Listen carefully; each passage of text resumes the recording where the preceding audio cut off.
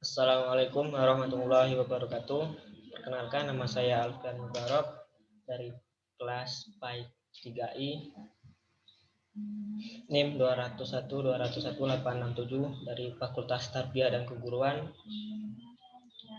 Saya akan mempresentasikan tugas PPT saya untuk memenuhi mata kuliah Psikologi dan Perkembangan Anak yang berjudul Pertumbuhan dan Perkembangan Manusia.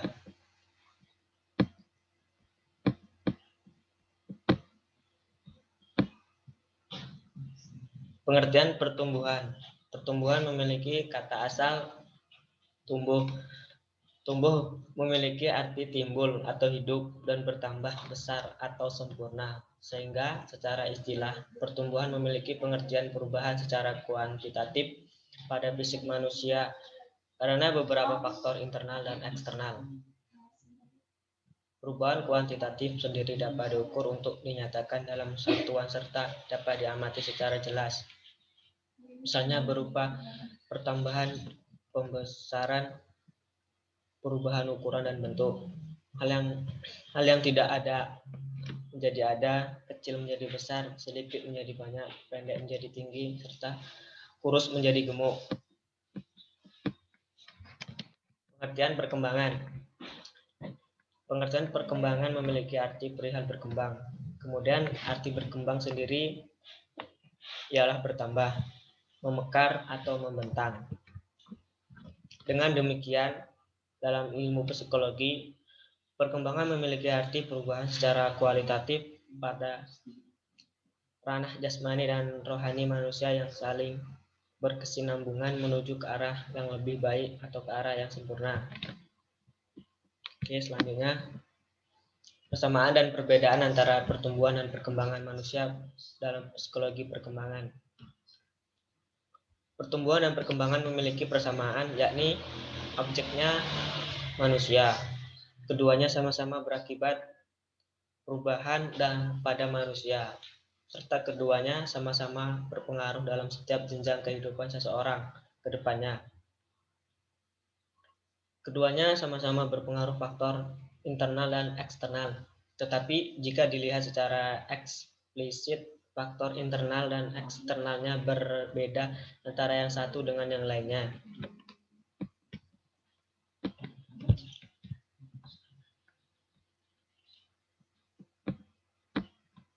Perbedaan pertumbuhan dan perkembangan pada manusia. Yang pertama, perbedaan sifat pertumbuhan kuantitatif, perkembangan kualitatif.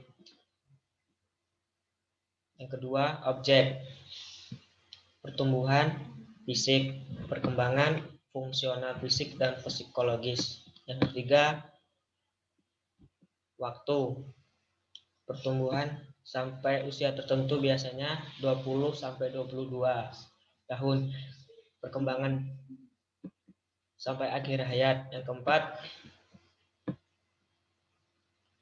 kenampakan pertumbuhan konkret dan perkembangan abstrak. Yang kelima, perubahan. Ya, pertumbuhan bersifat irreversibel atau tidak dapat kebentuk awal. Perkembangan bersifat reversibel, dapat kembali ke bentuk awal. Yang keenam, indikator pertumbuhan. Perubahan fisik dapat dinyatakan dalam bentuk satuan dan diukur secara kuat menggunakan alat ukur.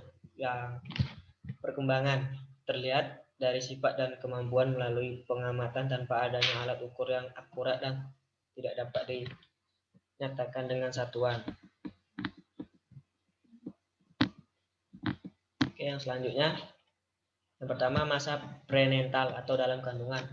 Fase prenatal merupakan periode di antara pembuahan dan kelahiran. Dari hasil pembuahan terbuat zigot yang berkembang menjadi janin, organ dan seluruh anggota tubuh, dan berkembang dalam kandungan kurang lebih selama 9 bulan. Yang kedua, fase bayi. Fase bayi dibagi berdasarkan usianya. Yang pertama, newborn 0 sampai 1 bulan.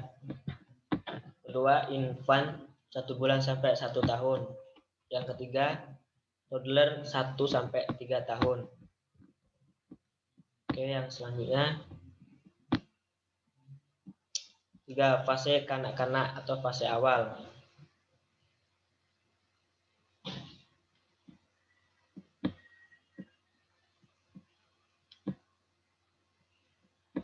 Fase perenetan merupakan periode di antara pembuahan dan kelahiran. Dari hasil pembuahan terbentuk zigot yang berkembang menjadi janin. Janin, organ dan seluruh anggota tubuh dan berkembang dalam kandungan kurang lebih selama 9 bulan. 4. Fase kanak-kanak tengah dan akhir. Fase kanak-kanak tengah dan akhir adalah masa pertumbuhan manusia yang berlangsung sejak umur 6 sampai 11 tahun. Pada tahap ini anak umurnya sudah menguasai keterampilan dalam membaca, menulis, dan berhitung. Yang kelima, fase remaja. Fase remaja adalah tahapan pertumbuhan manusia yang merupakan masa transisi dari masa kanak-kanak ke dewasa. Sebenarnya pubertas sudah terjadi pada usia 7 sampai 8 tahun dan sudah masa pubertas akan selesai pada usia 14 sampai 15 tahun. Masa remaja akan berakhir pada usia 18 tahun. Selanjutnya 6. Fase dewasa muda. Fase dewasa muda berlangsung sekitar 19 sampai 40 tahun. Pada tahap pertumbuhan manusia telah tercapai kematangan dalam berbagai aspek. Fokus kehidupan di masa dewasa muda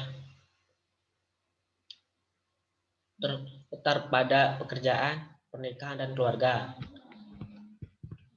Yang ketujuh, fase dewasa tengah. Fase dewasa tengah adalah tahap pertumbuhan manusia yang terjadi di usia 40 sampai 60 tahun. Pada masa ini, Anda berfokus untuk membesarkan anak, bekerja, dan ikut berkontribusi dalam masyarakat. Namun, kondisi Anda tidak seprima sebelumnya. Wanita juga cenderung mengalami menopause di fase ini. Yang kedelapan, fase lansia atau dewasa akhir. Fase dewasa akhir adalah masa pertumbuhan dan perkembangan manusia yang mengalami kemunduran. Tahap ini terjadi pada usia 60 sampai ke 60 tahun ke atas. Anda akan mengalami proses penuaan yang ditandai dengan kulit menjadi keriput, massa tubuh berkurang, sampai penurunan daya tahan fisik. Oke, terima kasih. Sekianlah hasil presentasi yang dapat saya sampaikan. Kurang lebih saya mohon maaf. Assalamualaikum warahmatullahi wabarakatuh.